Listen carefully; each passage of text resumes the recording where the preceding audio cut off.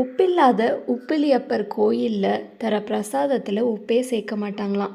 இது ஏன்னு தெரிஞ்சுக்கணுன்னா நம்ம இந்த கோயிலோட புராண கதையை தெரிஞ்சுப்போம். பல ஆயிரம் வருஷத்துக்கு முன்னாடி மார்க்கண்டேய மகரிஷின்னு ஒருத்தர் இருந்தார்.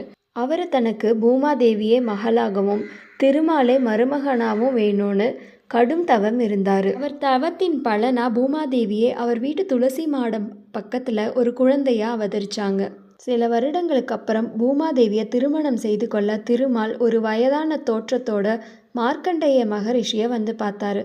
வந்திருக்கிறது யாருன்னு தெரியாம வயதானவருக்கு தன் மகளை எப்படி திருமணம் செய்து தர்றதுன்னு நினைச்ச மார்க்கண்டேய மகரிஷி அந்த வயதானவர்கிட்ட தன்னுடைய மகளுக்கு ஒழுங்கா உப்பு போட்டு கூட சமைக்க தெரியாதுன்னு சொல்றாரு. உடனே திருமால் தன்னுடைய உண்மையான உருவத்தை மகரிஷிக்கு காட்டி அவரோட மகளையும் திருமணம் செஞ்சுக்கிறாரு. அன்னையிலேருந்து மார்க்கண்டேய மகரிஷி சொன்ன மாதிரி உப்பிலியப்பர் கோயிலில் உப்பில்லா பண்டம் தான் பிரசாதமா படைக்கப்படுது.